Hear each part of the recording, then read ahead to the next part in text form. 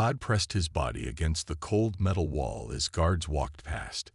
His heart beat fast, but his hands stayed steady. The Royal Museum of the Stellar Empire loomed around him, filled with treasures from 1,000 worlds. He was here for only one thing: the Queen's sword. 10 minutes until the shift change, said the small voice in his ear. That was his friend Quan, waiting in a ship 3 levels below. Ta nodded even though Quan couldn't see him. He had studied the museum maps for months.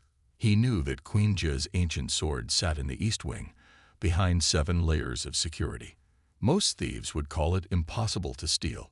Ta called it a challenge. He wasn't doing this for fun. His sister Min lay in a hospital bed back on New Seoul Colony. The doctors said she needed special medicine that cost more money than Tai could make in 10 years. The sword would bring enough credits to save her life, with plenty left over. When the guards disappeared around a corner, Ta moved. He slipped from shadow to shadow like water flowing downhill. The colony kids used to call him Ghost for a reason. The first barrier was easy: a DNA scanner that Tay fooled with a spray of fake skin cells. The second was harder: a weight-sensitive floor that he crossed by attaching magnetic clamps to his hands and feet and crawling along the ceiling. 7 minutes, said Quan in his ear. Tay reached the 3rd security point, a laser grid that changed patterns every 30 seconds. He watched the pattern once, twice, 3 times. Then he danced through it, his body twisting in ways that would make most people's joints scream in pain. Years of training in zero-gravity acrobatics made this possible. The 4th security layer was a room filled with sound sensors. Ta held his breath and moved so slowly that it took him nearly 2 minutes to cross 10 meters. "Getting nervous here, Ta," whispered Quan. "Almost there," Ta whispered back, his lips barely moving. The 5th layer was a door with a quantum lock, impossible to hack with normal tools. Good thing Ta's tools weren't normal. He pressed a small device against the lock, one that had cost him nearly everything he owned. It clicked softly, and the door slid open. Behind the door was a room filled with floating orbs of light. Motion detectors. Todd pulled out a small silver ball and rolled it into the room. It burst into a cloud of tiny mirrors that confused the sensors long enough for him to slip through. The 7th and final layer was a simple glass case. Too simple. Ta scanned it carefully and found hidden pressure plates beneath it. 1 minute, Ta. Guards are heading your way. Quan's voice had an edge of panic now. Inside the case floated a sword unlike any Tai had ever seen. It wasn't flashy or covered in jewels like the other royal treasures. It looked almost plain. A slightly curved blade with strange markings along its length. The handle was wrapped in what looked like ancient leather, cracked with age. The sword's tip pointed downward, suspended in the air by invisible museum tech. Ta carefully measured the case's weight, then prepared a counterweight. In one smooth motion, he would swap the sword with his weight. 30 seconds. Tay took a deep breath. For Min, he thought. Then he moved. His hands were a blur as he slid the glass up exactly 3 centimeters, slipped the counterweight in place, and pulled the sword free. For a heartbeat, nothing happened. Then a soft click. "They know. Run," Quan shouted. Tai didn't need to be told twice. He slid the sword into the special sheath on his back and ran toward their escape route. Alarms began to wail through the museum. As he ran, Todd didn't notice the faint smile on the holographic guard captain's face, nor did he see the hidden cameras tracking him perfectly, recording every move for Queen Zhe's later viewing. Back in her palace, the immortal Queen Zhe watched the theft on her screens. After 500 years of waiting, someone had finally taken her bait. "Find him," she told no one in particular. "But don't interfere. Let's see if he's truly worthy." The sword on Ta's back remained silent and dark, but deep within its ancient circuits, something stirred for the first time in centuries. 500 years had passed since Tai stole the Queen's sword. Many things had changed. The Stellar Empire still ruled, but humans had spread to more stars. New Seoul was now a thriving world, not a poor colony. The sword had been passed down in Ta's family for generations. Each parent told their child the same story. This sword saved our family long ago. Keep it safe. Dae was the latest to own the sword. He did not know he was Ta's great-great-great-great-grandson. To him, the sword was just an old family treasure. He kept it mounted on the wall of his small repair shop on the edge of human space. Dae fixed ships for a living. He had been a military engineer once, but he left that life behind. Now he worked on an old space station called Haven 5, far from the Empire's watchful eyes. "Da, the Miller ship needs fixing before the storm hits," called his friend Yuna from outside. Da looked through the dirty window. Dark clouds of charged particles were gathering around the station. An ion storm was coming. These storms damaged ships and equipment. They were dangerous. "I'm on it," Da said, grabbing his tool bag. He paused, then reached for the sword as well. He always felt safer with it nearby during storms. He had never used it as a weapon. To him, it was a good luck charm. At the docks, Da found the Miller ship. It was an old cargo hauler with a broken engine. The storm would hit in less than an hour. "This will be close," Da muttered as he climbed inside the engine room. The space was tight and hot. Sweat dripped down his face as he worked. Outside, the storm grew stronger. The station lights flickered. Inside the engine room, Da struggled with a stuck part. "Come on," he grunted, pulling harder. The metal finally gave way, but Da fell backward. As he fell, his hand hit the sword. The blade slid partly out of its sheath, its edge catching Da's arm. "Ouch," he said, looking at the small cut. A drop of blood fell onto the ancient blade. Then something strange happened. The cut on his arm stopped bleeding instantly. The sword began to hum. Faint lines of blue light appeared along the blade, lines Da had never seen before. "What the?" The sword shook in its sheath. Da pulled it out fully. The blue lines grew brighter, pulsing like a heartbeat. The air around the blade rippled as if with heat. A beam of light shot out from the handle, forming a floating ball of light. The ball expanded, taking the shape of a woman. She was made of light and looked almost real. Her clothes were strange, like nothing Da had seen before. "Genetic match confirmed," the light woman said. "DNA pattern acceptable. Activation protocol initiated." Da stared in shock. "Who are you? What are you?" The woman's light face smiled. "I am Hannah, assistant to the Architect Defense Network. This unit has been dormant for 1,527 years, waiting for a compatible user." Da looked at the glowing sword in his hand. "This is some kind of technology, not just a sword." "This is a control key," Hannah said. "It connects to defense systems across the galaxy, systems built by the architects to protect against the void." Before Da could ask more questions, the whole station shook. The ion storm had hit, but something else was happening too. Alarm bells rang throughout Haven 5. "Warning," said a station announcement. "Unknown ships approaching. They are not responding to hails." Hannah's light face turned serious. "She has found us. The Queen has sensed the sword's awakening." "Queen? What queen?" Da asked. "Queen Jia of the Stellar Empire," Hannah said. "She has hunted this key for centuries. She cannot control it, but she will not allow anyone else to use it either." Da looked at the sword in his hand, now fully glowing with blue light. "Why me?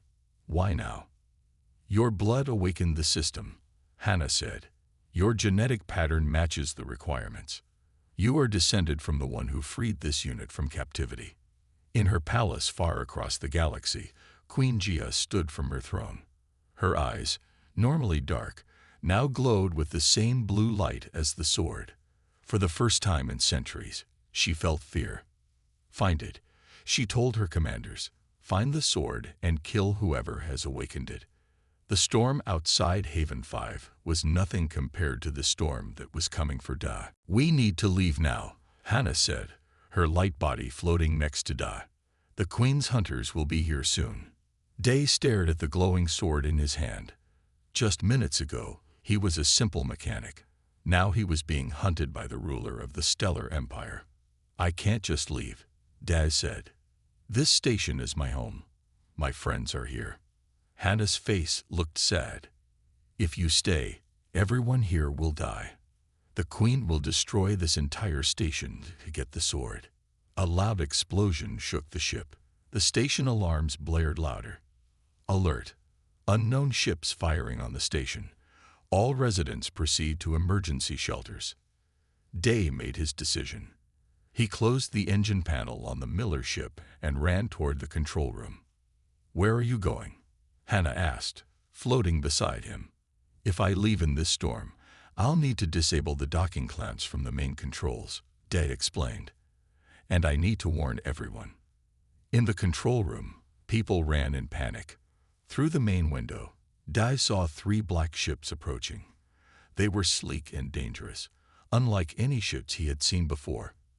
"Empire hunters," Hannah said. "Elite soldiers who serve the Queen directly." Day pushed through the crowd to reach the main control panel. His friend Yuna was there, trying to contact the attacking ships. "Da, what's happening?" Yuna asked. She couldn't see Hannah, who was visible only to Da. "No time to explain," Daz said. "I need to take the Miller ship. Can you release the docking clamps?" Yuna looked confused, but nodded. "Bay 7, right? But the storm." Another explosion cut her off. Part of the station's outer ring broke away, people and equipment flying into space. "They're looking for something," Yuna said. "They're demanding we hand over an artifact." Day gripped the sword tighter. "It's this. They want this sword." "A sword? Why would they?" Yuna stopped when she saw the glowing blue lines on the blade. "What is that thing?" "I don't fully know," Dai admitted. "But I need to get it away from here." Yuna typed commands into the control panel. "Bay 7 clamps releasing in 30 seconds. I'm creating a distraction to cover your escape." "Thank you," Dai said. "Tell everyone to hide. When they don't find me or the sword, they might leave the station alone." As Dai turned to leave, Yuna grabbed his arm. "Wait, take this." She handed him a small data chip. "Emergency coordinates. A place to hide." Day nodded and ran back to the Miller ship. The sword pulsed in his hand as if it understood the danger. Inside the ship, Dai strapped himself in and started the engines. "Can you help me fly through the storm?" he asked Hannah. "Yes," she replied. "The sword can interface with the ship's systems. It will guide you." Dai placed the sword against the ship's control panel. Blue light spread from the blade into the ship's circuits. The engines hummed louder, stronger than they should have been able to. "The hunters have boarded the station," Hannah warned. "They're heading this way." The docking clamps released with a loud clank. Dodd pushed the throttle forward, and the ship shot out of the bay into the swirling ion storm. Behind them, the black hunter ships turned to follow. But suddenly, explosions bloomed across the station's lower levels. Yuna's distraction. The hunter ships paused, momentarily confused. "Plot a course using Yuna's coordinates," Day told Hannah as he flew deeper into the storm. On the largest hunter ship, a tall woman stood watching the Miller ship disappear into the storm. Her name was Rin, the Queen's most trusted hunter. She had tracked the sword for 300 years. "Clever," she said coldly. "But the storm won't hide you for long." She turned to her crew. "Destroy the station. Leave no witnesses." As Day's ship pushed through the raging ion clouds, he saw bright flashes behind him. Haven 5 was being torn apart. "Yuna," he whispered, gripping the sword so tight his knuckles turned white. "I will make them pay for this." The sword pulsed again, almost as if in agreement. For 3 days, Dai flew through empty space. The sword helped his small ship move faster than it should. It also hid them from the Empire's scanners. "Where are we going?" Dai asked Hannah. He hadn't slept much since leaving Haven 5. Every time he closed his eyes, he saw the station exploding. He saw Yuna and all his friends dying. Hana's light form floated beside him in the pilot's seat. The coordinates your friend gave you lead to an old mining base. It has been abandoned for years. We should be safe there for a while. Day looked at the sword. It rested on the control panel, still glowing with blue light. You still haven't told me everything about this weapon. It is not just a weapon, Hana said. It is a key. Long ago, a race called the Architects built a network of defense satellites across this galaxy. They were afraid of something they called the Void, a force that destroyed worlds. And this sword controls those satellites? Dai asked. Yes, Hana nodded. The Architects died out 3,000 years ago, but they left their defense network in case the Void returned. The sword was designed to find a worthy user. And that's me. Dai laughed bitterly. A ship mechanic. Your DNA is special, Hana explained. It is similar to the Architects. That's why the sword responded to your blood. A warning light flashed on the control panel. Another ship is approaching, Dai said, suddenly alert. It's not an Empire ship, Hana said after checking the readings. It's small, like yours. The radio crackled. Unidentified vessel, a woman's voice said. This is Captain Sue of the Free Ship Horizon. We detected your engine signature. Do you need assistance? Dai hesitated. Can we trust them? He asked Hana. I don't know, Hana admitted. But the sword doesn't sense danger from this ship. Dai pressed the radio button. This is Da from Haven 5. I could use some help. Haven 5. The woman sounded surprised. We heard it was destroyed by Empire forces. It was, Dai said, his voice tight. I escaped. There was a pause. Follow us, the woman finally said. We're heading to a safe place. The horizon changed course, and Dai followed. 2 hours later, they'd reached an asteroid field. Hidden among the rocks was a small base built into a large asteroid. After docking, Dai tucked the sword under his jacket. He didn't want strangers seeing it. He stepped out of his ship and found a group waiting for him. A tall woman stepped forward. She had short black hair and eyes that looked like they had seen too much. I'm Sue, she said. Welcome to Nowhere Base. Thank you for helping me, Dai said. Why did you? Empire ships don't usually destroy entire stations, Sue explained. They were looking for something important. We wanted to know what. Dai felt the sword grow warmer under his jacket. You're not miners, are you? Sue smiled. No, we're the Resistance. We've been fighting the Queen's rule for generations. She led Dai into the base. Inside, people worked at computers and weapon stations. Maps of Empire territories covered the walls. This was a war room. We've been collecting ancient technology, Sue said, pointing to various strange devices around the room. Things the Queen once kept hidden. Things that could help us fight her. Like this? Dai asked, pulling out the sword. Everyone in the room froze. Sue's eyes widened. The Queen's sword, she whispered. The legends were true. What legends? Dai asked. 500 years ago, Sue said, a thief stole the Queen's sword. We call him the thief who stole the future. Our founders believed the sword would one day awaken and help us defeat the Queen. Dai looked at the glowing blade. The sword has awakened, he said. And the Queen's hunters want it back badly. Sue looked at Dai with new respect. Then we need to learn how to use it before they find us. In that moment, Hana appeared beside Dai, visible to everyone now. The room filled with gasps. I can teach you, Hana said. But we don't have much time. The Queen has ways of tracking the sword now that it's active. Who are you? Sue asked, staring at Hana's glowing form. I am Hana, guardian of the Architect Key, she replied. And we have work to do. Try again, Sue said, standing with her arms crossed. Focus on what you want the sword to do. Dai took a deep breath. He held the sword in front of him, trying to activate its shield power. For 3 days, he had been training in the resistance base. Hannah taught him how to use the sword's basic functions. The sword hummed and glowed brighter.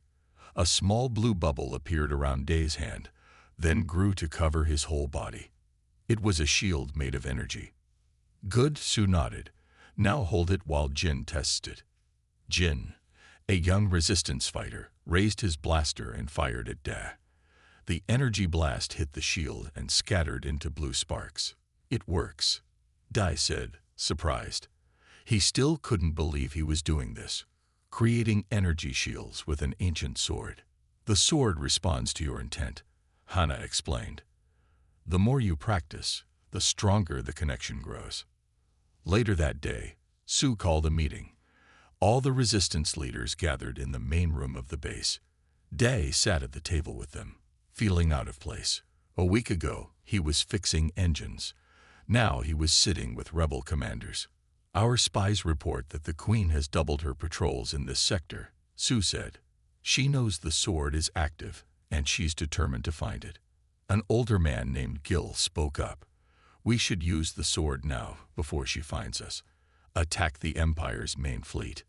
That would be suicide, argued a woman called Mina. We're not ready for open war. Sue looked at Da. What can the sword really do? At full power. Hannah appeared and answered for him. The Architect Defense Network has 12,000 satellites spread across the galaxy. When fully activated, they can disable any ship or station that uses certain types of technology, including most Empire weapons. The room went quiet. If true, this would change everything. Can you activate them all now? Gil asked eagerly. No, Hannah shook her head. The network is dormant. It must be awakened gradually from several control points.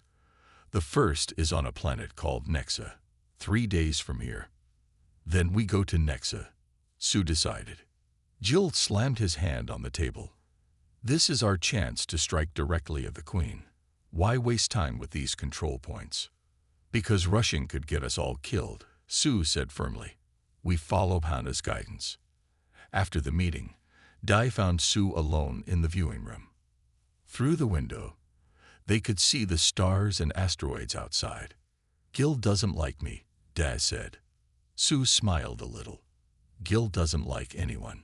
He's been fighting the Empire for 60 years. His whole family was killed in the Mars Rebellion. What about you? Dai asked. Why do you fight? Sue was quiet for a moment. My grandmother was from Haven 5. She left before you were born, but she always talked about it. When I heard the Empire destroyed it, her voice hardened. No more innocent people should die because of the Queen's greed. Day touched the sword at his side. I'm sorry about your grandmother's home. It was your home too, Sue said softly.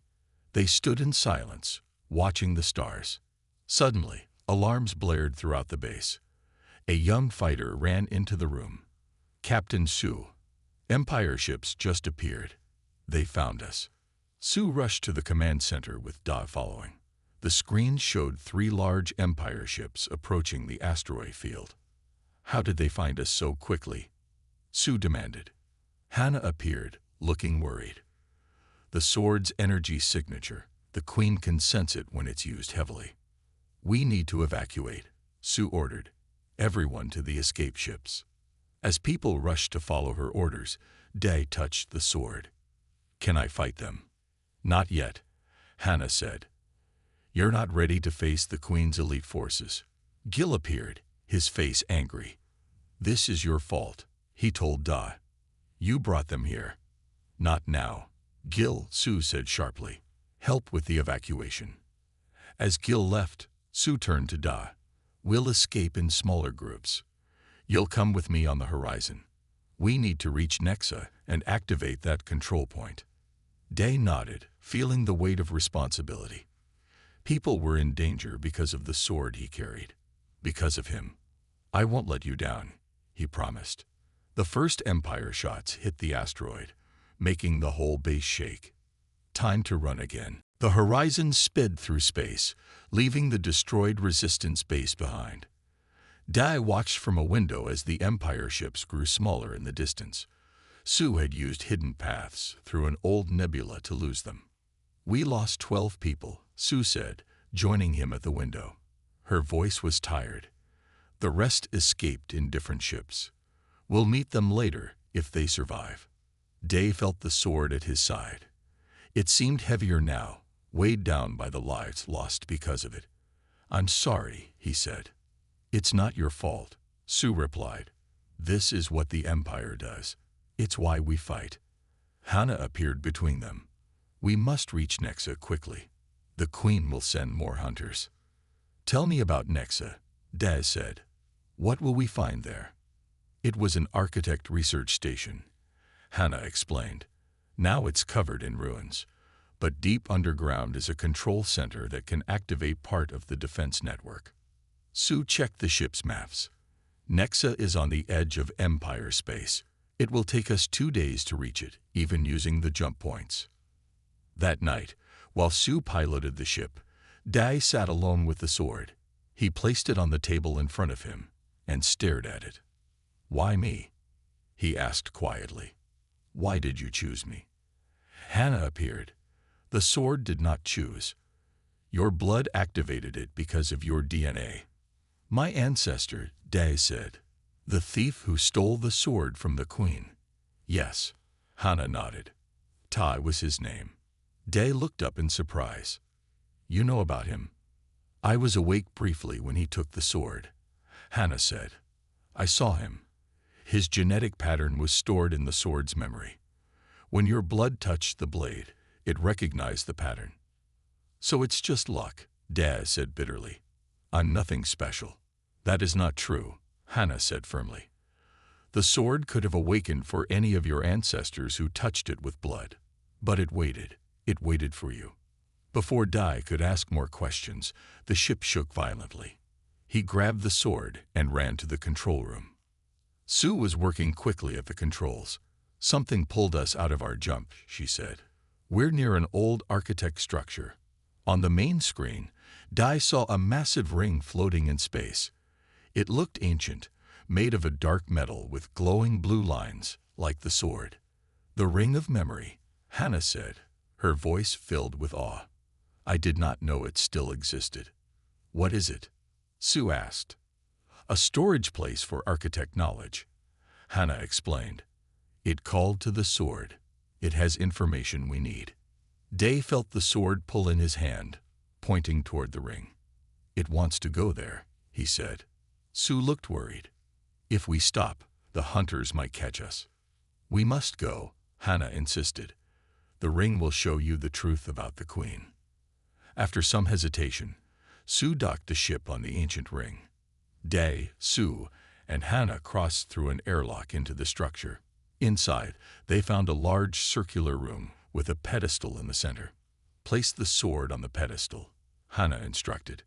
Day did as she said. Immediately, the room lit up with blue light. Images appeared in the air around them. Stars, planets, ships.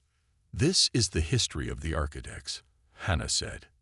"And the truth about Queen Ja." The images changed to show a human ship, very old. The words, "Earth Exploration Vessel Hope," were written on its side. 1,000 years ago, Hannah narrated, humans found their first architect site. A young scientist named Gia was the only one to survive the exploration. The images showed a woman finding a device similar to the sword. She discovered how to use architect technology to extend her life. Hannah continued, but she could not fully control the defense network. She needed the sword, the main control key. Day stared at the image of the young Gia. "The Queen is human?" he asked in shock. "Yes," Hannah confirmed. "She was human once. Now she is something else. The technology changed her over the centuries, changed her mind." Sue looked stunned. "Our greatest enemy is one of us." The final image showed Queen Ja on her throne, her eyes glowing blue like the sword. "She will not stop hunting you," Hannah said. "You have what she has sought for centuries, the power she could never fully grasp." Day took the sword from the pedestal. Then we need to reach Nexa before she finds us again. As they returned to their ship, none of them noticed the small tracking device attached to its hull, put there by Rin, the Queen's hunter, who had followed them from the destroyed base. "We're approaching Nexa," Sue announced as their ship dropped out of its jump. Scanners showed no Empire ships nearby. Day stood beside her, looking at the planet through the main window. Nexa was mostly brown with patches of dark blue water. It looked empty and dead. "The architects built their control center in the northern mountains," Hannah said, her light form pointing to a spot on the map. "We must land nearby and travel on foot. The center's defenses will stop any ships from getting too close." As they entered the planet's atmosphere, the ship shook violently. "Something's wrong," Sue said, checking the controls. "The engines are failing."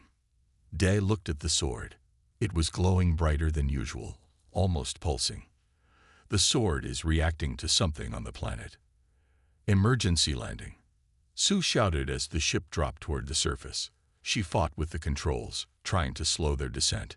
They crashed into a field of reddish dirt. The impact threw Dai against a wall, but the sword created a small shield that protected him from serious injury. "Is everyone okay?" Dai asked, helping Sue to her feet. "I'll live," she said, rubbing her shoulder. "But the ship is damaged. It won't fly again without repairs." They gathered what supplies they could carry and stepped outside. The air was thin but breathable.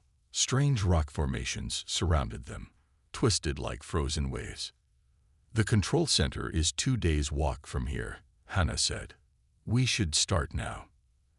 As they walked, Dan noticed the sword growing warmer in his hand. Sometimes it would pull him slightly in one direction, as if guiding their path. "The sword knows the way," he told Sue. By nightfall, they reached a valley filled with ruins. Broken columns and fallen buildings showed that a great city once stood there. "An architect's city," Hannah explained as they made camp among the ruins. "One of their last." "What happened to them?" Sue asked, starting a small fire. "They disappeared," Hannah said sadly. "Some say they fled from the void. Others believe they evolved beyond physical form. The truth was lost long ago." That night, while Sue slept, Dai practiced with the sword. He could now create shields and cut through almost any material. The sword had also started to change him. His reflexes were faster. His wounds healed quickly. He felt stronger each day. "The sword is bonding with you," Hannah observed. "This is rare. It means you are truly compatible." "What will happen when we activate the control center?" Dai asked. "Part of the defense network will awaken," Hannah replied. "But to control all of it, we must reach the architect homeworld." "Does it still exist?" "Yes, hidden in a pocket between dimensions. Only the sword can open the way." Their conversation was interrupted by a distant rumble. The ground shook slightly. "What was that?" Dai asked, standing up. Hannah looked worried. "Something is following us." At dawn, they continued their journey. The terrain became rougher as they entered the mountains. Strange plants with crystal leaves grew from cracks in the rocks. Animals like 6-legged lizards watched them pass. By midday, they reached a cliff overlooking a deep canyon. At the bottom, a river of glowing blue liquid flowed. "Architect energy," Hannah said. "It still powers parts of this world." "How do we cross?" Sue asked, looking at the canyon. It was too wide to jump. Day held up the sword. It glowed brightly, responding to the energy below. "Maybe the sword can help." He pointed the sword at the canyon. A beam of blue light shot out, forming a bridge of solid energy across the gap. "Impressive," Sue said with a small smile. As they crossed the energy bridge, Dai felt proud. He was learning to use the sword better each day. Suddenly, the bridge flickered. Dai turned to see what was wrong and froze in fear. On the cliff behind them stood Rin, the Queen's hunter. Her black armor absorbed the sunlight. Her eyes glowed blue like the sword. "I found you," she said, her voice cold and empty. The queen will be pleased. Behind her, more hunters appeared, their weapons aimed at Dai and Sue. The bridge began to fail as Dai's concentration broke. They were trapped. Run, Dai shouted to Sue. The energy bridge was breaking beneath their feet. Rin raised her hand, and her hunters fired at them. Dai swung the sword in a wide arc, creating a shield that blocked the shots. We won't make it to the other side before the bridge fails, Sue said, looking down at the glowing blue river far below. Dai made a quick decision. Then we go down. He grabbed Sue's hand and jumped off the side of the bridge. As they fell, Dai pointed the sword toward the canyon wall. A beam shot out, slowing their descent. They slid down the rocky wall until they reached the bottom. Quick thinking, Sue said as they ran along the riverbank. Behind them, Rin and her hunters used jetpacks to fly down into the canyon. The control center is through that cave, Hannah said, appearing beside them and pointing to an opening in the canyon wall. They ran into the dark cave. The sword glowed brighter, lighting their way. The tunnel sloped downward, taking them deep underground. They're still following, Sue said, looking back. She could hear the hunters' footsteps echoing in the tunnel.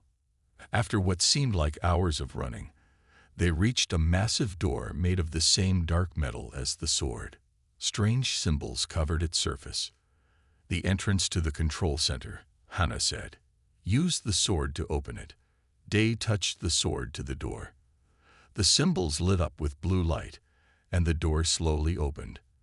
They rushed inside, and the door closed behind them. They found themselves in a large circular room.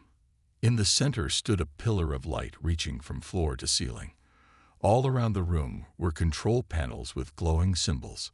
Place the sword in the central pillar, Hannah instructed. As Dai moved toward the pillar, a loud explosion shook the room. The door burst open, and Rin walked in with her hunters. Stop, she commanded. Give me the sword, and your deaths will be quick. Never, Dai said, holding the sword tightly. Rin smiled coldly. You don't understand what you're dealing with, boy.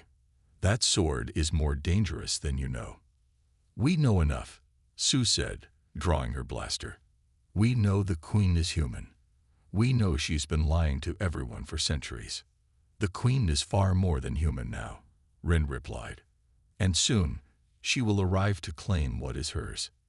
As if summoned by Rin's words, a new light filled the room. A figure materialized near the hunters, tall and regal, with flowing white hair and eyes that glowed blue like the sword. Queen Jia had arrived.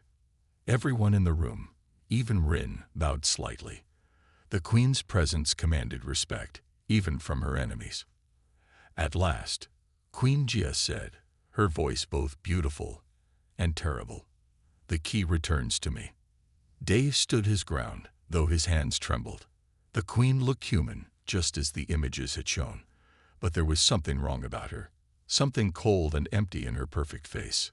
The sword doesn't belong to you, Dai said. It never did. Foolish child, the queen laughed. I have hunted that sword for 500 years.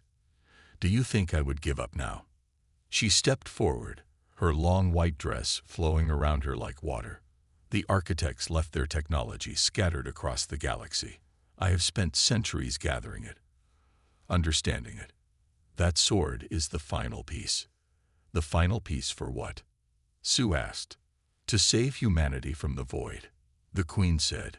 Her voice almost sounded sincere. The architects knew it was coming, a force that devours worlds. They built their defense network to fight it. Hannah appeared between Dai and the queen. That is true, she admitted. But you never intended to use the network as the architects designed. You want to control it for yourself. The queen's face hardened. The architects failed. They disappeared. I will not fail.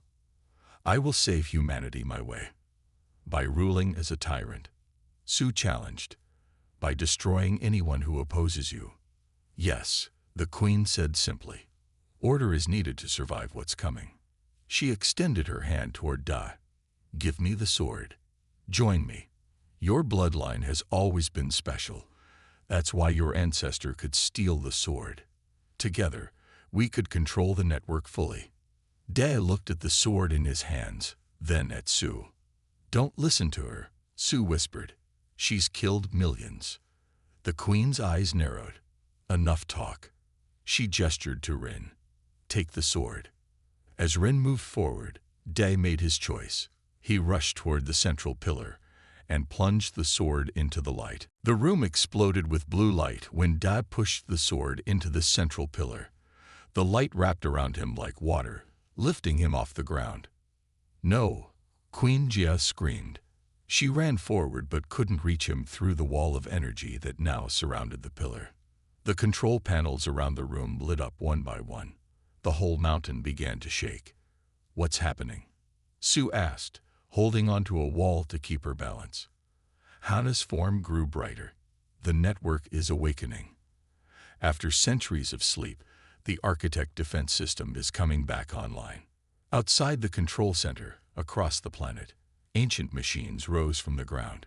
Satellites that had been dark for millennia lit up in orbit.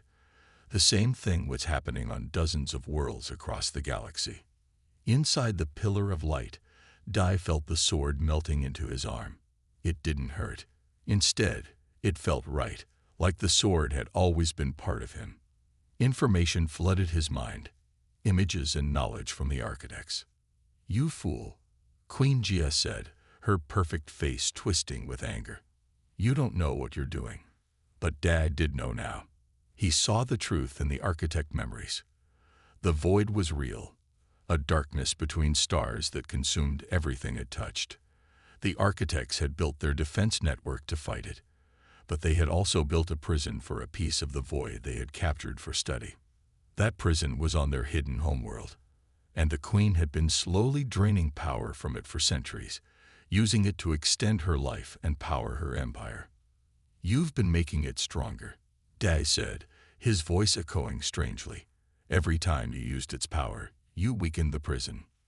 The queen's face showed fear for the first time. I controlled it. I kept it contained. Not anymore, Dai said. The prison is failing. Sue looked between them. What does this mean? Hana answered. It means we must reach the architect homeworld immediately. Only there can the network be fully awakened to stop the void. Rin and her hunters backed away, frightened by the energies filling the room. The queen stood her ground. I will not let you destroy everything I've built. My empire will stand forever. She pulled out a small device and pressed it. The control center shook more violently. Parts of the ceiling began to fall. She's triggered the self-destruct system, Hana warned. Dai raised his hand, the one that now contained the sword. Energy shot out, creating a bubble around himself, Sue, and Hana. We need to leave, he said calmly. The bubble lifted them up, passing through the ceiling of the control center as if it were air. They rose through rock and earth until they reached the surface. Below them, the mountain collapsed in on itself. The queen and her hunters were buried under tons of rock. Is she? Sue began. No, Dai shook his head. She has survived worse. She will follow us. The bubble carried them to their damaged ship. To Sue's surprise, the ship began to repair itself when Dai touched it. Blue energy flowed from his hand into the broken parts, fixing them instantly. The network has given you its power, Hana explained. But it is temporary. We must reach the architect homeworld before it fades. As they prepared to leave, other ships appeared in the sky. Resistance ships, answering Sue's earlier distress call. We're not alone in this fight, Sue said with a smile. Dai nodded, but his eyes were distant. He could feel the prison weakening. The void was stirring. And somewhere, Queen Jia was digging herself out of the rubble, her rage growing stronger. The repaired ship lifted off, followed by the resistance fleet. Dai stood at the window, looking at the stars. The architect homeworld is hidden between dimensions, he said, knowledge flowing through him from the sword. I can open the way. He raised his hand, and a tear opened in space ahead of them. A doorway to somewhere else. This is just the beginning, he told Sue. The real fight is waiting for us there. Sue stood beside him, her hand finding his. Then we face it together. The ship flew into the tear in space, leading the fleet toward humanity's greatest challenge, and perhaps its rebirth. Behind them, the stars seemed to dim as a shadow moved between them. The void was coming, and the only weapon that could stop it was the sword that was now part of Da. The sword that a thief named Ta had snatched from a queen 500 years ago, changing the fate of the galaxy forever.